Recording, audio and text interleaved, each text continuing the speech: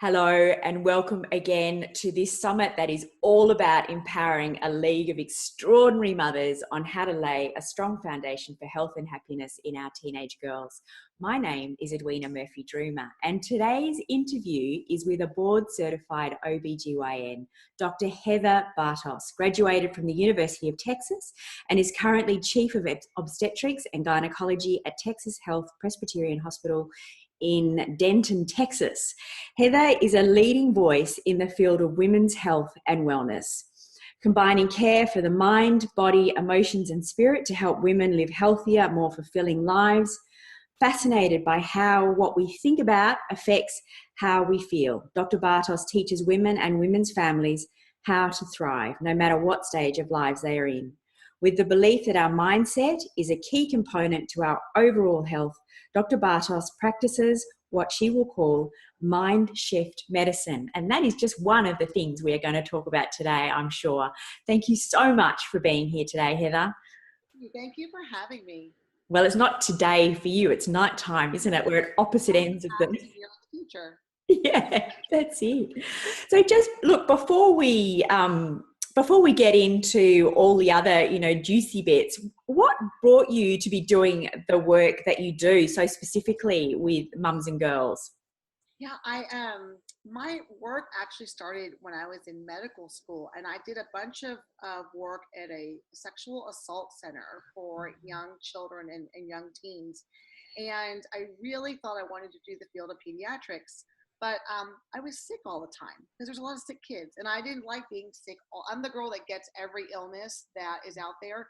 And I thought, I can't do this. And I wanted to do more preventive care of the entire woman. So I wanted to stay with that girl from the time she was 12, the time she was 80. And so I liked the whole span of life there. So I decided to go into gynecology instead. And I still have an interest in the field of child sexual assault and sexual molestation. And it's kind of morphed into taking care of the entire woman. Perfect. Can you move to Australia? Please? Yes, I think that would be amazing. I'll just spend half the year there and half the year here. Oh, it's just gold. So, Heather, before we jumped on, you were talking specifically about a couple of different mums and their girls that you saw in clinic today, and what the different parenting styles can look like and the possible consequences of that. Can we talk a bit more about that? Yeah, it really is totally coincident this happened today before you and I talked. But I had two young women that were coming in today, and the one is a little 13-year-old I've been seeing for a while, and I appreciate her mom-daughter relationship so nicely. She comes in, and the little girl, even though she's this little tiny, like little gymnast-looking girl, her mom empowers her to really do the talking. She actually, the little girl has actually learned about her body, as she knows more about vaginas and uteruses than most adult women that I know. I mean, she's just studied herself, and her mom has really let her do the talking. She lets her do the kind of feedback. And many young girls don't want to talk to me. They're scared to be in the gynecologist office because we have things that we do to them that are not nice, and so they're timid and they're shy. And so I try to really make that environment really kind of fun, hands-on kind of. And this mom-daughter, they decided what they wanted to do together, and the daughter's like, what should I do? And she said, whatever you think is right for your body, honey. And I thought that was so great. And this little girl just is so, at 13, so empowered in her own physicalness and mentalness, for that matter. And I had another young woman who called today. It was actually her mother that called to make her appointment for her. She's actually 24, and she's pregnant, but her mother had to do all the phone calls for her and talk about her insurance and talk about all these issues. And that's an example of a mom that's not empowering her daughter. She's not helping her be a grown woman at 24. She's going to have a baby. She's going to be a mother herself. And this girl is never going to learn those good skills to pass on to the next generation that she's about to have. Yeah. And that's frustrating for those of us in healthcare, because I want to say, get off the phone, put your daughter on the phone. But of course, we're nice. We'll try to be nice. And I find that those women just don't handle things well. They don't. They're insecure. They don't have good sexual relationships. They don't have good pregnancies because they don't know how to be themselves. Yeah. And it was funny. They were right back to back. I remember thinking, I've got to remember these two for Edwina because this is exactly what we're talking about. It's perfect. Yeah. Yes. Yeah, it's, that whole conversation, we seem to have gone through an era that we haven't particularly moved out of for many mums, that, that whole sort of 50s, 60s, where you certainly don't say the word vagina, you kind of have all these pet names for it. Yes. And it's that place, and it's that time of the month, and it's that, it's that. And, I think as women, we've become more and more empowered, but there's still this real culture of how do we talk about these things. And I think it's, I just think it's a conversation that's so valuable to have with our girls. But when do you think, we should start having those conversations? I think the earliest, the better. I mean, it's never too late to start having those conversations with your daughter. It's never too late for that. But starting them even as early as 3 and 4, I know that many moms are, like you say, are reticent to say those words themselves. They don't want to say the word vagina. And that was probably the way they were raised by their mother. And that's okay. That's their belief. But it's time to kind of move past that to empower your daughter. So I started with my daughter when she was 2. She actually couldn't say the word vagina, but she would call it a gina. So it's like apostrophe Gina. And I thought that was so cute. But we didn't call it a cookie or a flower or anything like that. We talked about vaginas and labias and all this stuff. And even my son knows those words. And by doing that, I'm not making her feel ashamed of her body. I'm not saying it's something that we don't talk about. The earlier you start talking about, the more comfortable it's going to be for you as they get into those more difficult conversations about sex and dating and kissing, which are coming for all moms. And so if you start now, they're going to feel more comfortable also coming to you to share things because you're not bothered by them.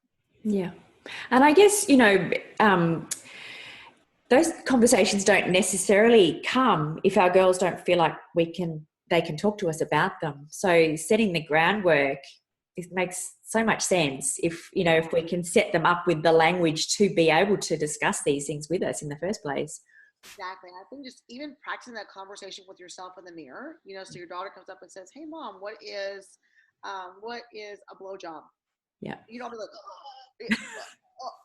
you can't say that word. You just want to be like, "Oh, so you're curious. Tell me about that. Why are you curious?" Because you want them to know these things. You don't want them to get surprised by a boy at a dance when they're 15. You want them to have all the knowledge that they can have. So you got to kind of practice being cool about it. You got to be kind of, "Oh, that's interesting that you asked that. What do you want to know about that? Why do you ask that?" A lot of times they have no idea why they're asking that. But by sharing some of that information, you don't have to draw a picture or give them details, but just say, that's something that we do with someone we love, and this is how it kind of works. That'll answer it for them, and they'll move on. They'll come back later on when they're older for more details. But you haven't scarred them by going that first, we can't talk about that. Yeah.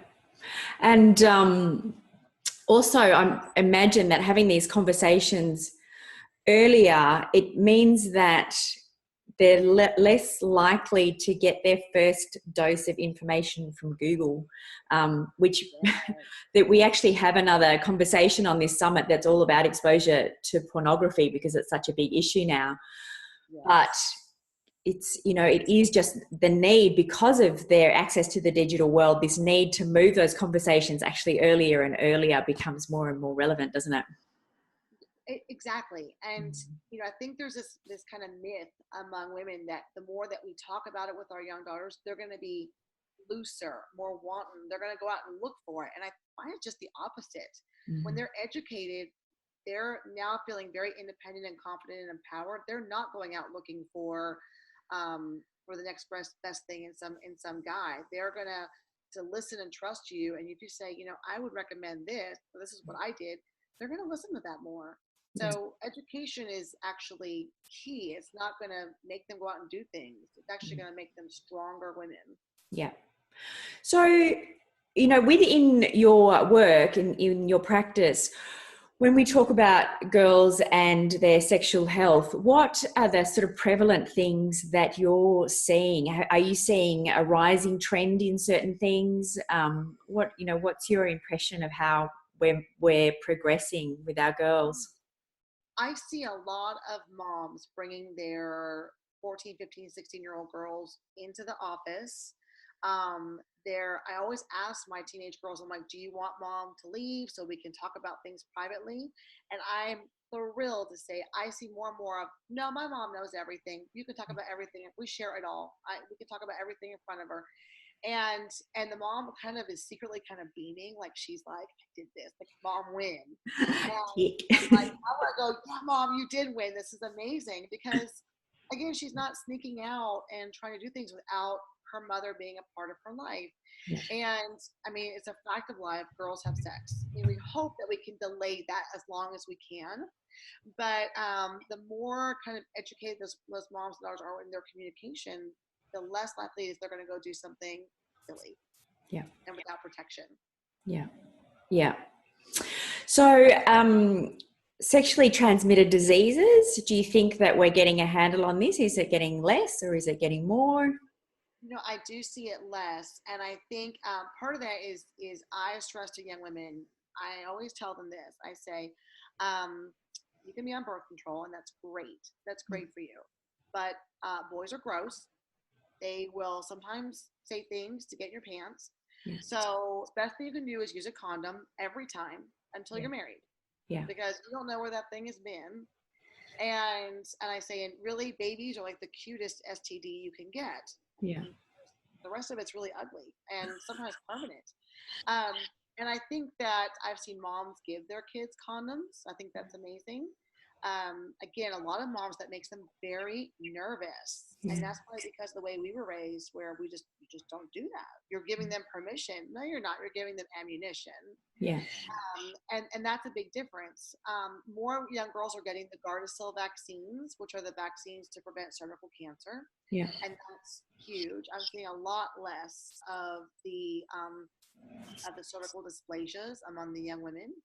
And I don't know how it is down there, but the new PAP guidelines, the PAP smear guidelines up here are 21, regardless of sexual activity or no. Okay. And so I usually have moms bring them in every year for Well Woman, so they get to know me and they know that I'm not some scary mad scientist with like these speculums with teeth and whatever else they believe happens. Yeah.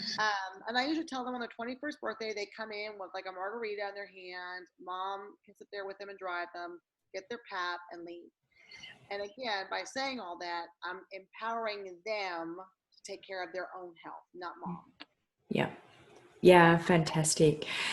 Okay. So I think I'm really fascinated by the mind shift medicine. And, that's one of it is my big passion, is that, we have all these different bits that we need to bring in, but obviously our mindset around our well-being is just so critical. So I'd love to get into this part of the conversation. Tell me what you're calling, mind shift medicine, and what that looks like in your practice. I took care of so many women, and myself included. This is a personal story as well, where I just never felt good. I just never felt like I was good enough, like I was healthy enough, I was thin enough. And I got really, really sick after the birth of my second child, really sick, like in the hospital for a week with pneumonia. And I was fairly laid up for about a week and a half. I was breastfeeding, I was trying to work, and I was probably hallucinating on some high fever. And I remember thinking, this is just not enough. All the antibiotics in the world are not going to fix me if I don't start fixing myself. And that was a big wake up for me in self-care. And I'm terrible at it. I'm going to admit, I am terrible. I have to remind myself on Post-its and everything that I need to take care of myself every day. And I also realized I wanted to blame everything else for my health problems. I wanted to blame, my allergies, or, I was too stressed because of my husband, or I was working too hard. And really what it was me. I was not taking full responsibility and ownership of my health. And so I actually was chosen to speak at this life coaching event, and I was listening to them talk about money coaching. And I said, this could be something we could attach to health, which is the idea of envisioning how you want your health to be. What do you see yourself being healthy as? And we started using it on patients, and we started it with weight loss, actually. And we had really good luck. I had patients that were like, this is crap. I want to blame someone for my problems, and they would leave and I wouldn't see them again. That's okay. And I had some that were like, what? I mean, to them, responsibility and ownership actually meant they were taking control of their health. They were in power. They weren't listening to someone say, sorry, you're not a size 6. You need to move it on. But they actually were like, okay, every decision is based on what I do. And I take responsibility if I didn't do something, that's my fault.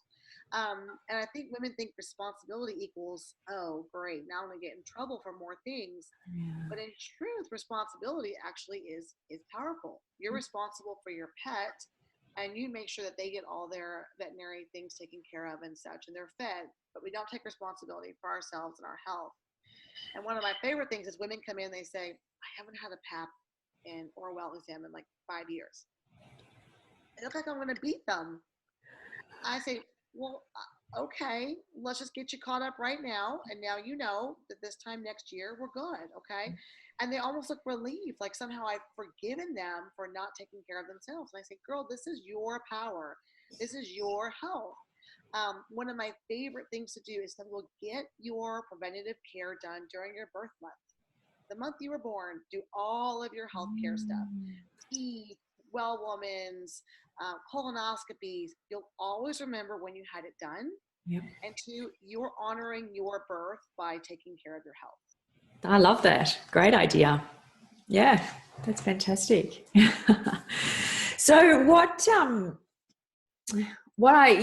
would love to look at a bit more is the things that you're seeing in practice and how we can look at some of the preventative healthcare in our everyday lives. I think that, I know that the whole idea of taking responsibility and taking care of our own health can come with, sort of a fairly overwhelming feeling, because I do believe that we've become really trained to outsource everything. So, I know there was a big movement in Australia. The Australian Medical Association actually put out guidelines around, and this is sort of seems a bit off topic in a way, but stop giving your kids antibiotics for earaches and all these different things. And the outcry from mothers was like, well, what are we supposed to do? And I think we've actually become really disempowered.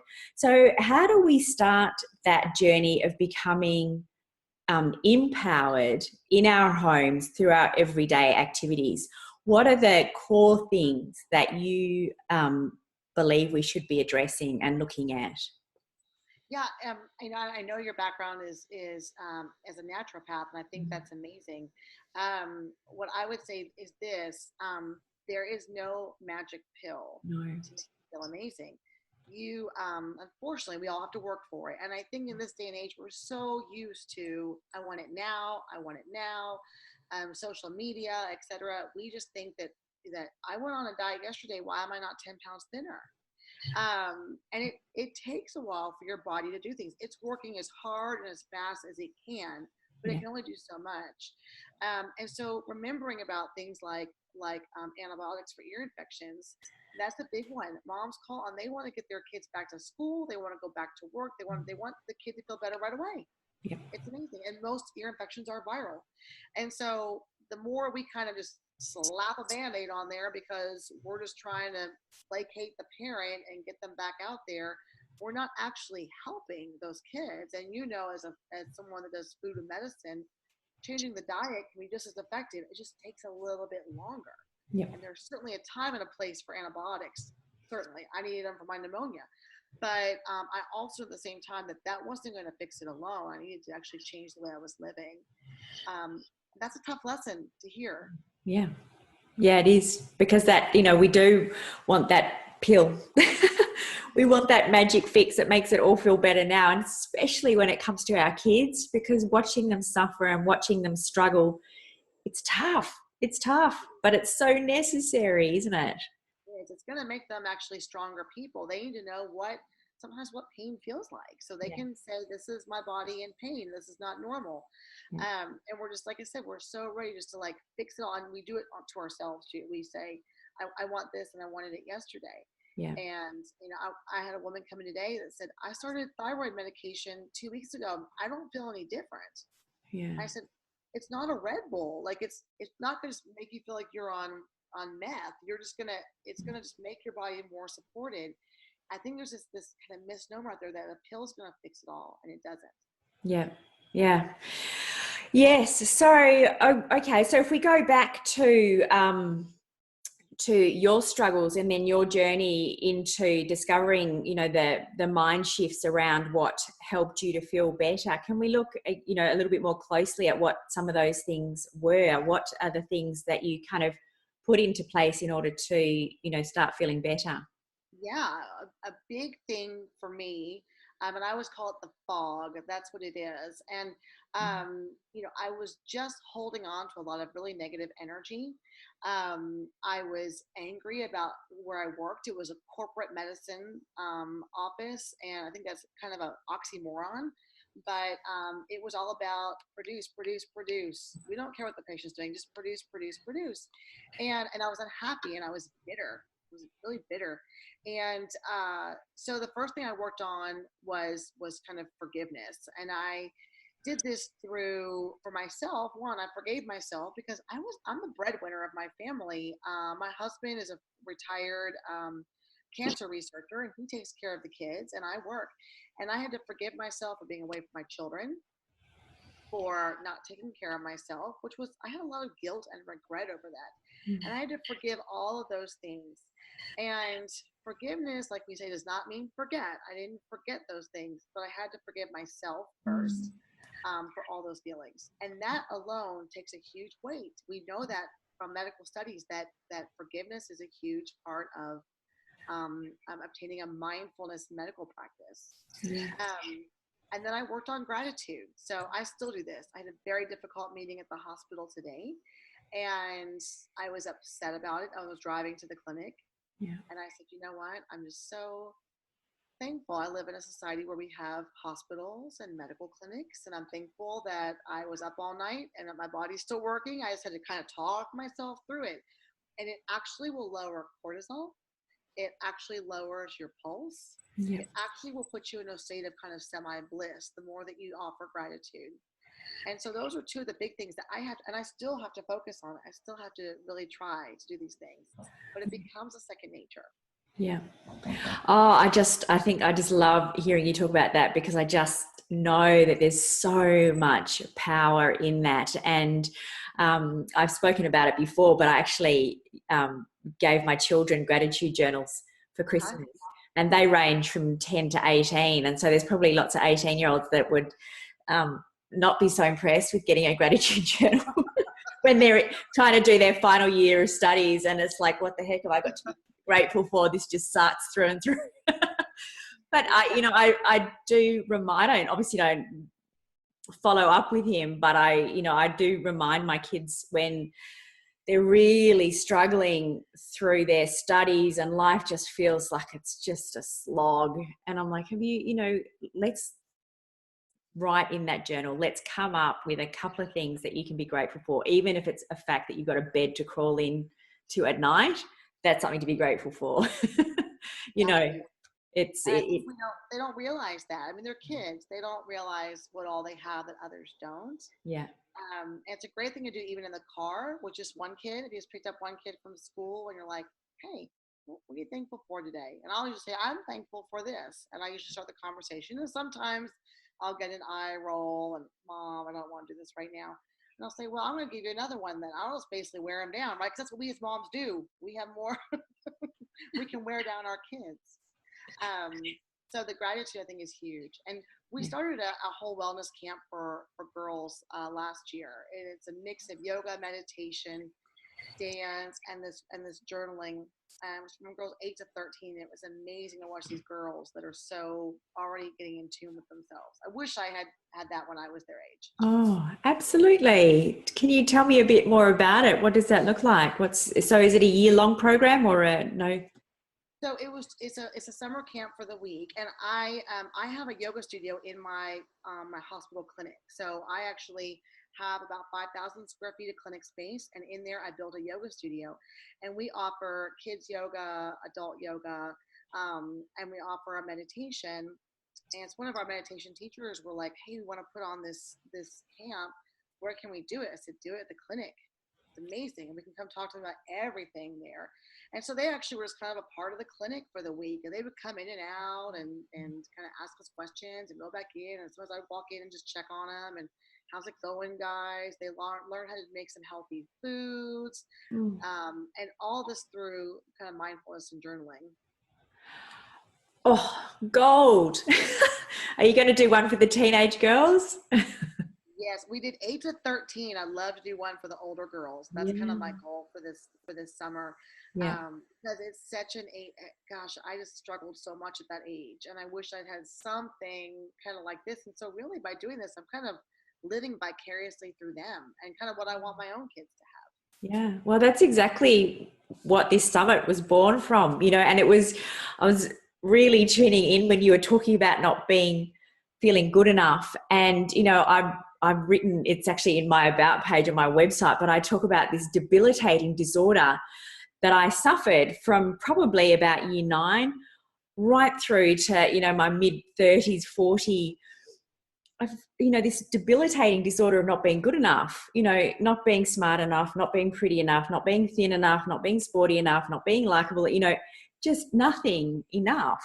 And I just think it's, it is so important that we kind of empower our girls with all the things that they need to understand that they're good enough right here today. It's not, about they're going to be happy when they're a certain size or they're going to be happy when they finish school. We've got to bring it back to today. Yeah, I totally agree. And I think it starts with role modeling it. Yeah. I try to never say, "Oh, I hate that picture of me," if I see it. They don't see it that way. They see a beautiful woman that's their mother. So I try to say, "Oh, my hair looks good today," even though I hate the photo. I try to find something positive in that, and I try to find when I'm getting dressed, and I go, "I have nothing to wear." I say, let me see what fits my mood today. So I really try to rework the way I say things so they don't hear those things. And there was one day recently where I was having a bad week, and I just took red lipstick and I wrote on my bathroom mirror, "I am enough." And I underlined it, upset my husband to no end because he had to look at it. And my daughter comes in and goes, why do you have that there? I said, "Because sometimes I need to remind myself that I am enough, just like you're enough." Yeah. She goes, "I like that, Mama." And I said, "Thank you." I said, "We can do it to your mirror too at some point if you want." And she was like, "Okay." And she kind of let it go. And she just thinks that that's kind of normal behavior. And it's work for me still. Yeah. But by reframing it, I start to feel better. Yeah. And it's through having these conversations. I mean, we can have stuff that rolls around in our head, but it's through having these conversations that you get that glimmer of there's an idea, or I'm not the only nutty one, or No, there's plenty of nutty ones. We're not the only ones, girl. no, but I thought I was the only one that was crazy in my own my own little world. And the more I have these conversations with amazing women that are doing all sorts of extraordinary things, it's, it helps me feel it. I don't ever like to refer to myself as normal. I don't think I want to be normal. You don't want to be normal, but by thinking that you're crazy, you are normal. Because people don't think they're normal. They don't say that. Am I normal? Yeah. So I love the idea of I love the idea of your practice. And I think I can't remember what his name is, but there's somebody that's doing the Functional Medical Association or the Functional Medical something, and he talked about that way of creating clinics. Do you know who I'm talking about? Yeah, it's a guy. I think he's a yoga teacher also out of kind of the Virginia area, I believe. But he's got that model of practice where you bring in all these different modalities, and people pay like a membership to be part of these kind of clinics. And then they may be doing cooking, or they may be, needing specific medical services, or they may be, it may be that they go for walks and get movement and exercise. And I just think more and more as a society, we need to be moving into that space where we're not so specialized and so one-eyed about different modalities. Right. Yeah, we like to call it's a village for women's health, because it really focuses on the whole woman. And that was part of the big thing, was I wanted teenagers, and I even see young girls as young as 2 to 3 as a part of that. I have a yoga class that's full of 70-year-old women, and they are a delight. They go out for drinks after they're done with yoga. They go to the nursing home down the street and do Valentine's Day things. It's like a club. It's like a whole group, that kind of really, and they take care of each other. And that's missing a lot. We don't have those like we used to, the whole idea of a village that took care of us.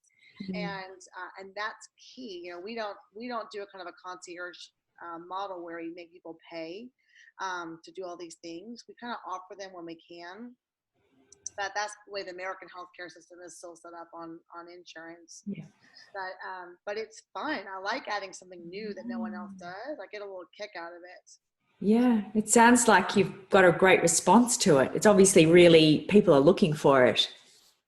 I think people are looking for it, and I wish I could just spread it out everywhere. And that's kind of what we're trying to work on now, is kind of getting that message out to other clinics and other providers, because we're not taught this in medical school. We're not taught true compassion and empathy and how to empower people when they're sick. We're not taught that. We're taught it's your disease, you may or may not live, et cetera, et cetera, et cetera. And that's why I think a lot of doctors are very uncomfortable with people when they're trying to talk about some of these kind of issues. Yeah. I think it goes back to that whole magic pill mentality. And I do believe that there is enormous pressure on you doctors to be almost godlike and to have every answer for every situation. And I feel for you. I do. I just think must be an overwhelming sense of responsibility in many levels. It is. And I really try to self-efface for my patients. I really try to say, gosh, girl, I don't know, that sounds weird. Are you the girl that gets all the weird stuff? And we try to kind of joke about it. Yeah. I don't know plenty of things, and I'll fairly admit it to people. And I'll also say, look, when I had my baby, this is what I experienced. And I think that when they see their provider being more human and opening up, I had a doctor one time that came in and he's a dermatologist, just started taking off moles on my face, took off the wrong one. It wasn't numb. I could feel the whole night going through it. And I was like, I can feel that. And he just got up, freaked out, and left. Never saw him again. I thought, wow, that guy never got any training on how to be, oh my goodness, let me fix that for you. Let me make sure I know what I'm doing today. Instead of saying, oh girl, I can fix that, he just kind of freaked. Yeah. So it's part of it is the training for sure. And we just have to be more human. Yeah. Yeah, absolutely. Absolutely. And that just makes me think about another thing that we were talking about with, we did talk quite a bit before we actually pushed record. We should have pushed record earlier. But, that sense of being human and not needing to know everything with our teenage girls, it's okay, isn't it? Like if we weren't taught about our menstrual cycles, or we weren't taught about how to look after our hormones and all these different things, it's okay to learn alongside our girls. In fact, I think it's probably really valuable.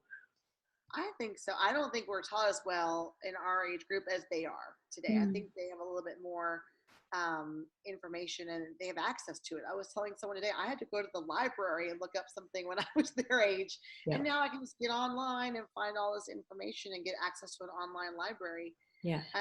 So I think that's really important. Yeah.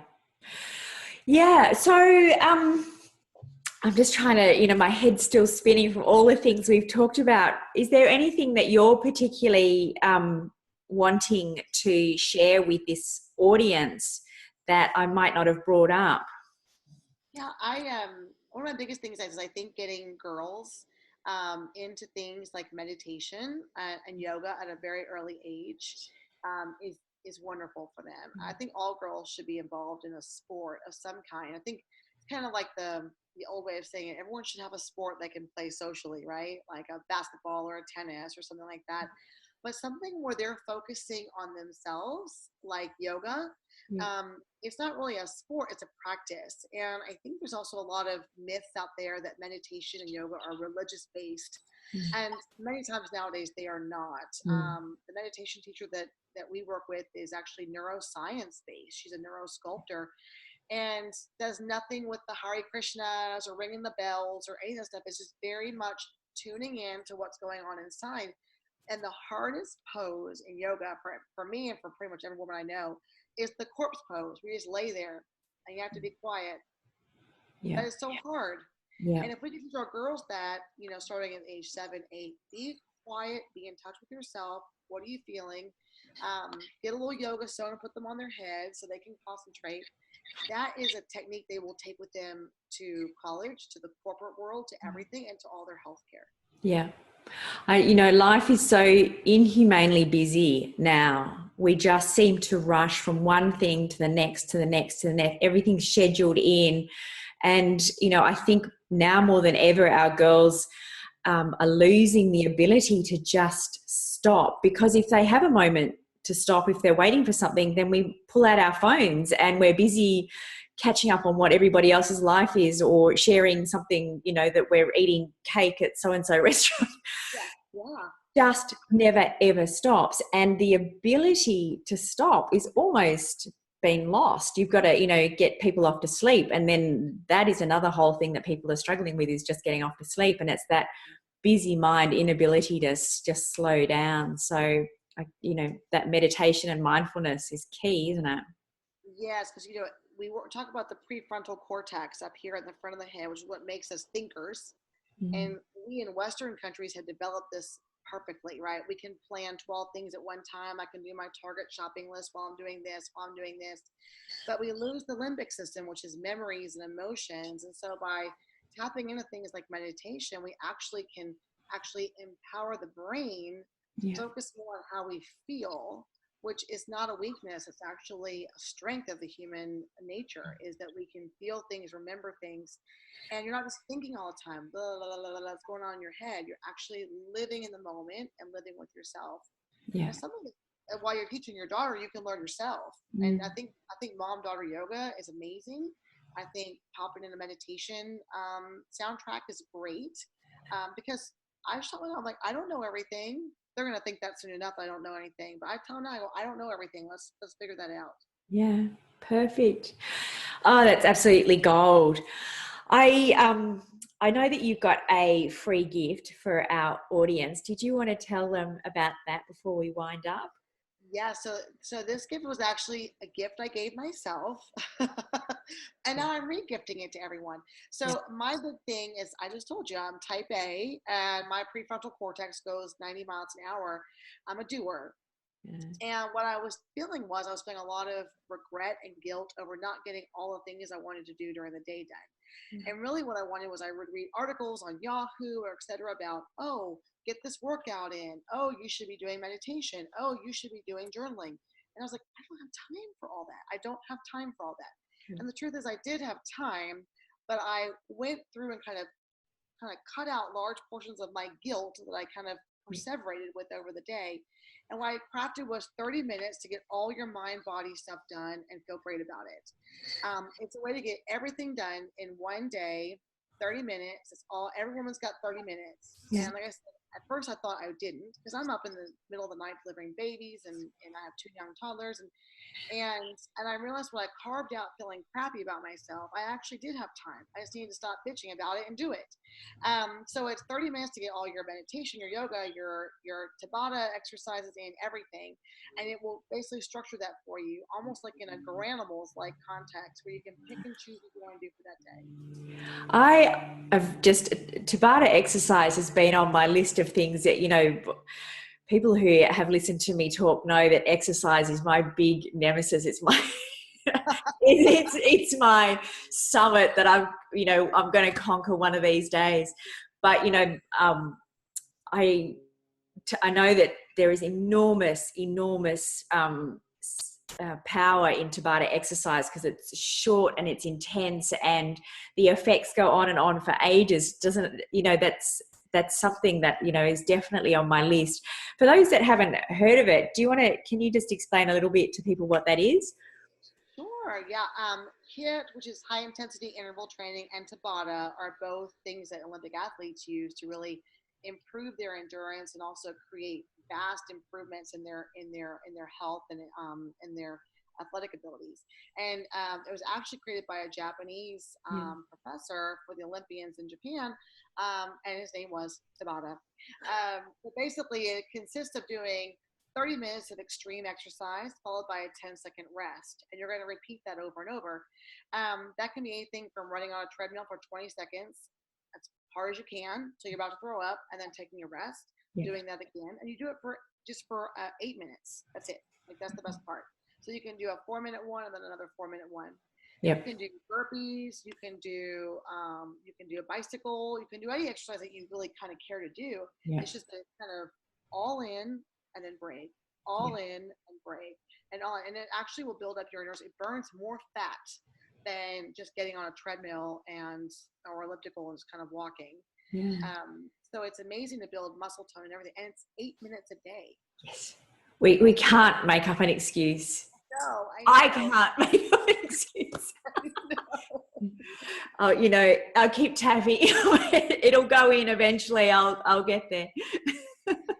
Eventually. There's actually a really good app, and I don't own any stock in it, but it's called the 7-Minute Workout, and it's on iTunes. But it's actually 7 minutes for a full workout, and that's a great thing to do too, because everyone's got about 7 minutes during their day they can kind of carve out here and there. And I like the thought that I can kind of end my day knowing I've taken care of a workout, a small yoga pose, a meditation, journaling, all those things, and I feel like, whoa, bucket list complete. I did all these things, check, check, check, check, check. And so that's what I really wanted to give as this gift, because I think even young women can learn about this now, about just 30 minutes a day to take care of themselves is all they need. Yeah. And honestly, if we can't gift ourselves half an hour out of every day, then something's got to shift. Something's got to change, doesn't it? Yeah. Right. Yep. Gold. Thank you so much, Heather. This has just been an absolute fountain of information. I know that people are going to want to tune in a bit more. You've got a website that people can find you as well. That is at... It's going to be the opt-in will be right there, the gift. Yeah. So it's heatherbartosmd.com. And I'm on Facebook, Dr. Heather Bartos, and I'm usually posting some kind of little tidbit or inspiration for the day. Yes. So yeah, join us. Perfect. Thank you so much for being here. My pleasure, Edwina. All right. Bye for now. Goodbye.